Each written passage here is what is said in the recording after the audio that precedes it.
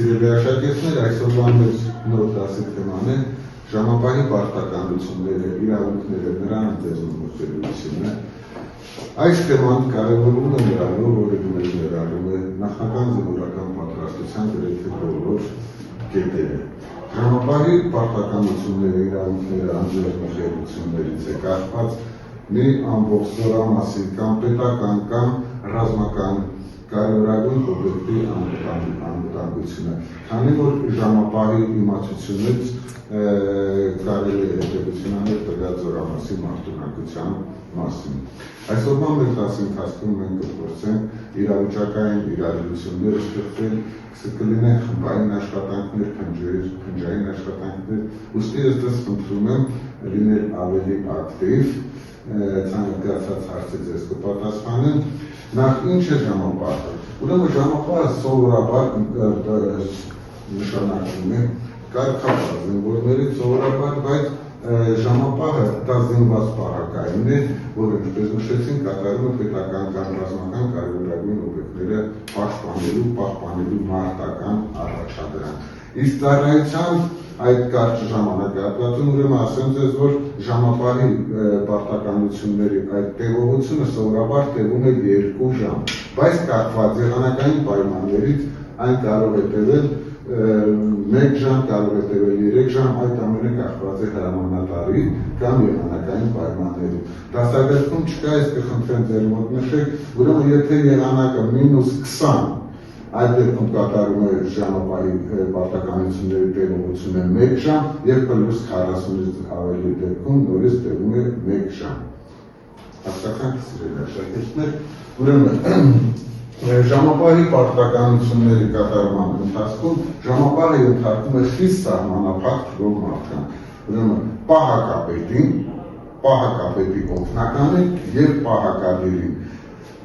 Իր պարտականությունները կատարելու ընթացքում ժամապահի հրամանները պարտադիր են բոլորի համար, անկախ տվյալ անձի կոչումից կամ պաշտոնից։ Ծառայության ընթացքում ժամապահը զինված է լինում հրացանով, սահմանափակ թվով կանխուշտերով, ինչքան որ անհրաժեշտ է, և իսկ ծառայության ընթացքում ժամապահը պարտավոր է արգելափոխորեն կատարել այն բոլոր կետերը, որոնք որ մինչ ծառայության անցնելը նա անցնում է հրահանգավորում։ Հարցեր կան այս կապակցությամբ։ Դասի վերջում ես ձեզ յուրաքանչյուրիդ կտամ ուրեմն արագ արձագանքման ծածկագիր, այսպես ասած, QR-կոդ, որտեղ ավելի մանրամասն նշված են ժամապահի պարտականությունները, նրա իրավունքները, անձեռնմխելիությունը։ Հիշեք մի բան, որ ժամապահի պարտականությունների կատարման ընթացքում անձեռնմխելի անձ է։ Հիմա ես յուրաքանչյուրիդ կտամ ուրեմն այո ոչի այս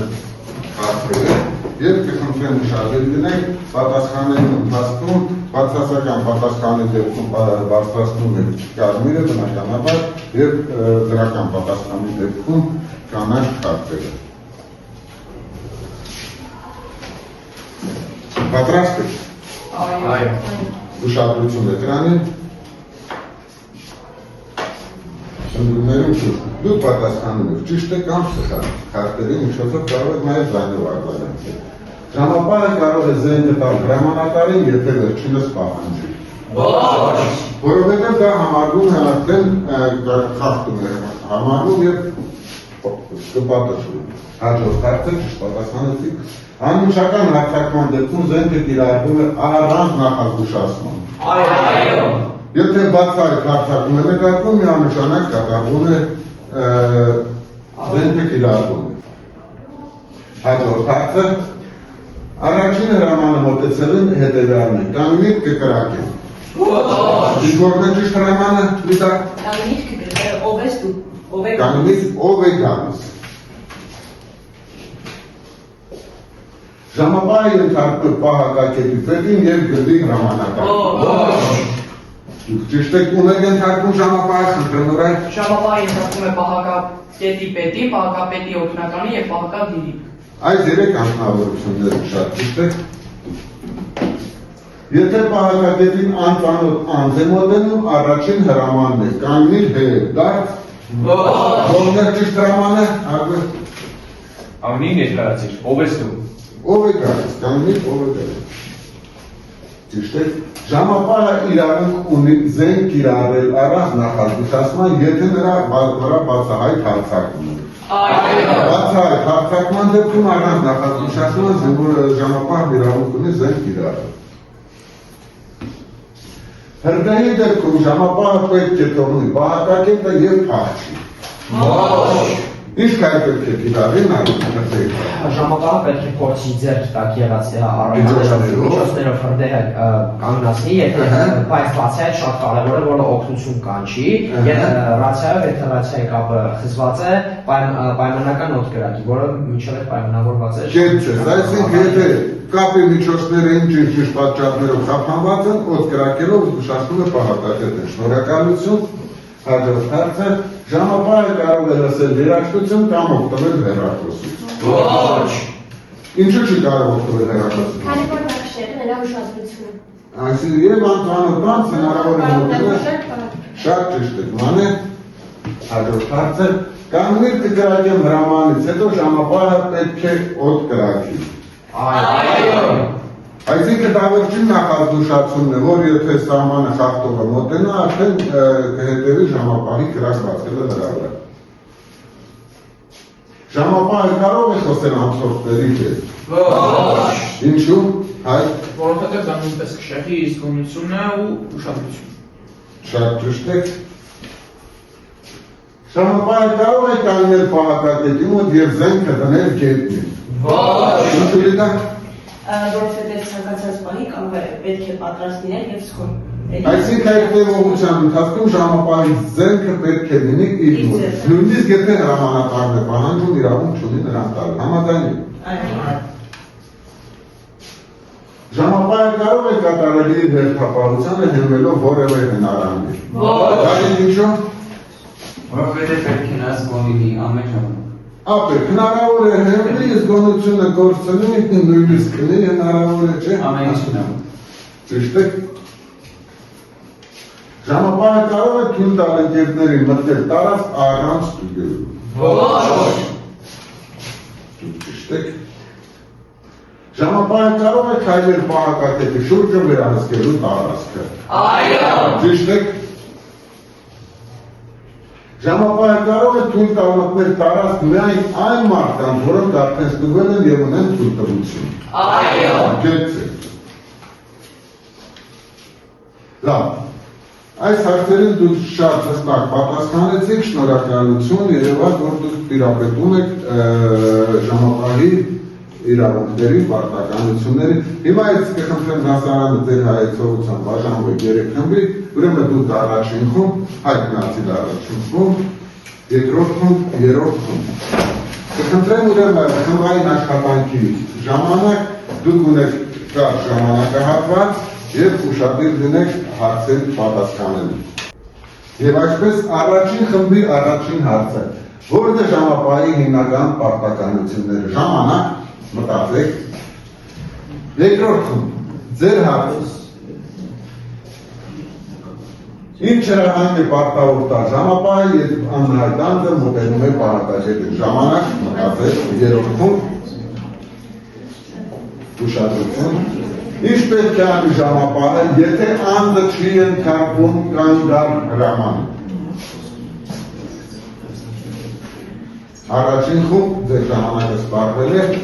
կխնդրեմ նորից հարցը դարձակ։ Որ է ժամապահի հիմնական պարտականությունը ծառայության ընթացքում։ Քննարկումների արդյունքում մենք եկանք այն եզրակացության, որ ժամապահը անձեռնմխելի անձ է և գտնվում է պետական հատուկ պաշտպանության ներքո, նրա հիմնական պարտականություններն են պաշտպանել և պահել իրեն հանձնված պահակակետը, օբյեկտները և գույքը, Քոր լինել է ոչ մի վարկյան չթույլատրել ուշադրությունը շրջապատի նկատմամբ, չթողնել ոչ ոքի մոտենալ պահակակետի բացառության պահակապետին, նրա օգնականի և պահակադիրի, զենքը պահել պատրաստի վիճակում, պարզակ իրարել միայն կանոնագործով սահմանված ծայրահեղ դեպքերում, չլքել պահակակետը, քանի դեռ չի փոխարինվել կամ կապել պաշտոնից, և կարևոր է հիշել նաև, որ ժամամային արգելվում է ծխել, խմել, քնել, հենվել ինչ-որ բանի, խոսել և այլն, քանի որ դա կարող է շեղել նրա ուշադրությունը։ Շնորհակալություն, եթե ամբողջ մեր ժամանակը չի երեքի շնորհակալություն առաջին խնդիր ճիշտ պատասխանի համար, երկրորդում խնդրեմ հարցը կարդացեք։ Ինչ հնարավոր է պարտավոր ժամապահը, երբ անհայտ անձը մոտենում է պահակակետին։ Քննարկման արդյունքում մենք եկանք այն եզրակացության, որ ըստ կանոնադրության բոլոր անձանց, ովքեր մոտենում են պահակակետին կամ արգելված գոտուն, բացի պահակախմբի պետից, պետի օգնականից եւ պահակատիրից, ժամապահը պարտավոր է տալ հետեւյալ հրամանը, կանգնի, ով է գալիս։ Այնուհետև, եթե հրամանի արհամարշը կանչի շարունակում է այլ հրամաններով, ով է գալիս, հետարց եւ արդեն կարող է Ուրեմն ով է գալիս, դրանից հետո եթե շարունակում է անձը նախազգուշացիան կրակոտ օդ, չէ, եւ եթե նա շարունակում է իր աշխատանքը, իրավունք ունի կրակ իրավունք, շնորհակալություն, երրորդում պատրաստ եք, Ինչ պետք է անի ժամապահը, եթե անձը չի ենթարկվում կամ առ հրամանին։ Քննարկումների արդյունքում մենք եկանք այն եզրակացության, որ եթե անձը չի ենթարկվում կամ առ հրամանին, ժամապահը պետք է գործի հետևյալ հաջորդականությամբ։ Բարձր ձայնով նա պետք է հրամայի կամ գալ կրակել։ Այնուհետև անմիջապես պատրաստի զենքը փամփուշտը մտցնելով կամ շտանած։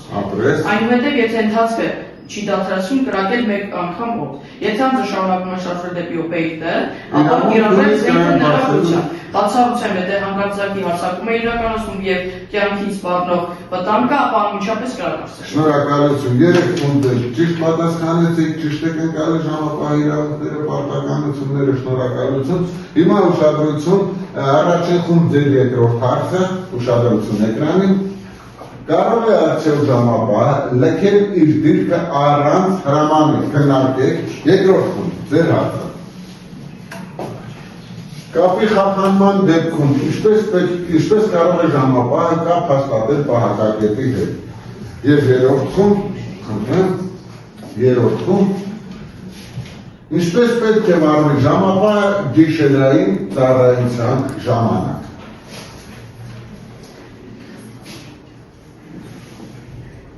Առաջին խումբ պատրաստ եք։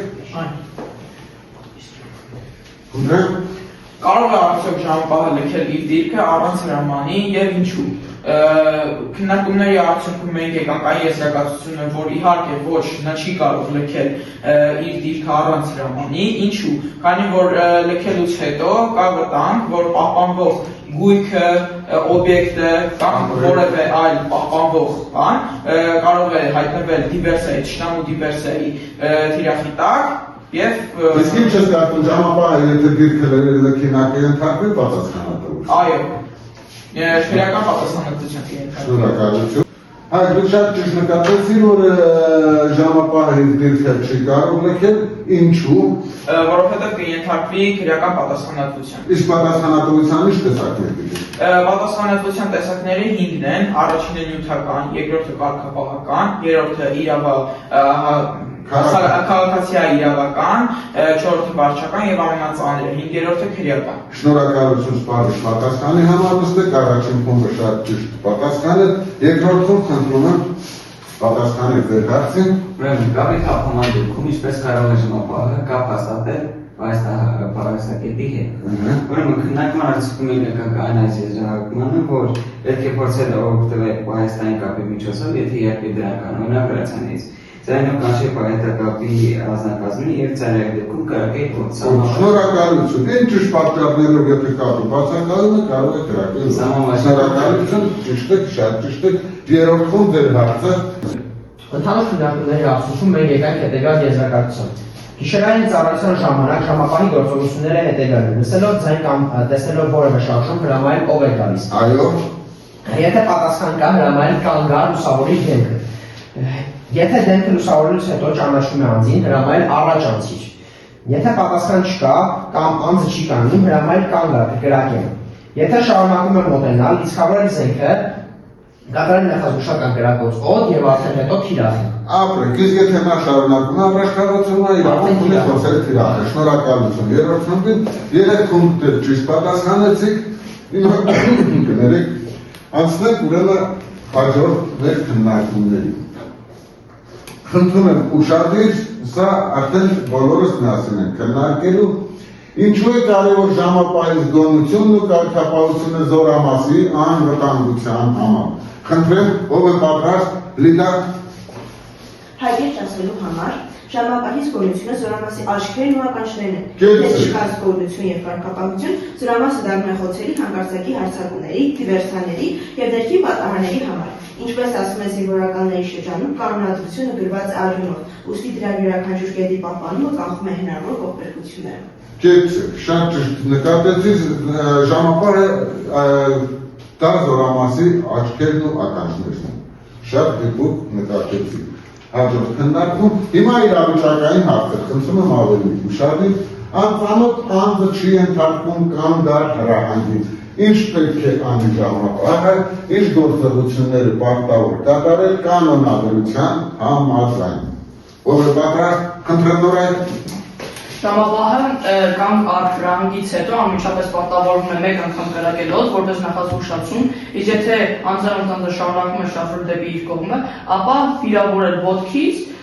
կամ Բարձրացի ոտքից իրավունք ունի կրակ բացել։ Կարող է դի։ կամ էլ կրակը թիրախ։ Շնորհակալություն։ Իրավիճակ երկրորդ, ուրեմն պահպանվող տարածքում նկատվում է արտակարգ իրավիճակ, օրինակ բռնակվել ինչ պատճառներով։ Ստոպ։ Ով կպատասխանի այս հարցին, խնդրեմ անեք։ Հրդեհի դեպքում, հրդեհ նկատելու դեպքում ժամապահը պետք է անմիջապես զեկուցի պահակատուն, ինչպես պետք է կազմակերպի հետագա գործողությունները, ինչով օգնության հասնելը նա պետք է միջոցներ ձեռնարկի հրդեհը մարելու համար։ Այսինքն ձեռքի տակ եղած միջոցներ, հրդեհը մարի, բայց չլքելով պահակակետը, նա պետք է շարունակի հսկել տարածքը, որպեսզի հրդեհի քողի տակը ներմուժում տեղի չունենա։ Իսկ ինչ ես կարծում, եթե ինքնական լքի պահակակետը եւ կոպիտ ասած թողնի հեռանա։ Դա արդեն անցակ է համարվում։ Շնորհակալություն, շատ ճիշտ պատասխանեցիք, իրավիճակային հարց։ Երրորդ, ուրեմն ժամապահը հերթապահության ընթացքում զգում է հոգնածություն։ Ինչպես պետք է պահպանի կարգապահությունը եւ ինչպես պետք է շարունակի ծառայությունը մինչեւ հերթապահը։ Խնդրեմ Հայկ։ Նախ եւ առաջ պետք է նշենք, որ ժամապահը իրավունք ունի հենվել ինչ-որտեղ կորցնել զգոնությունները կամ գնել։ Նա հոգնածության դեպքում իրավունք ունի փոխել իր դիրքը եւ քայլել պահակակետի տարածքում, եթե դա թույլ է տրվում։ Իսկ եթե հոգնածությունը զգում ինչպես պետք է շարունակի։ Իսկ եթե հոգնածությունը Շնորհակալություն, նստեք շնորհակալ։ Եթե հոգնածությունը շատ է, ինչպես նաև նա բադարող չէ, նա պետք է տեղյակ պահի պահակապետին կամ պահակապետի Շարժվի համաձայն այդ հրամանների։ Այո, պետք է Իսկ ինքը իրավունք ունի լքելու առանց հրամանատարություն։ Դա արդեն քրեական պատասխանատվություն է։ Շնորհակալություն, շատ ճիշտ պատասխանեցիք։ Ուրեմն սիրելի աշակերտներ, ես համոզվեցի, որ դուք արդեն տիրապետում եք ժամապահի իրավունքներին, պարտականություններին, նրա անձեռնմխելիությունը, դուք ցուցաբերեցիք ակտիվություն, շնորհակալություն բոլորին եւ ինչպես ձեզ խոստացել եմ դասի սկզբում, հիմա ժամապահի իրավունքներն ու պարտականությունները ավելի մասնագիտական, ավելի խորը ծանոթանալու համար այս արագարտական քննածածկագիր, այսպես ասած QR կոդը, ես յուրաքանչյուրի միակ QR կոդ կտամ եւ կարող եք օգտվել սրանից, օգտվել ԶԼՄ-ներից, ձեր դասագրքից, դասին լիովին տիրապետելու համար։ Մենք այսօր կարողացանք ոչ միայն ծանոթանալ ժամապահի իրավունքների պարտականությունների հետ, այլ նաեւ կարողացանք դրա նշանակությունը իմաստը հասկանալ։ Շնորհակալություն բոլորին։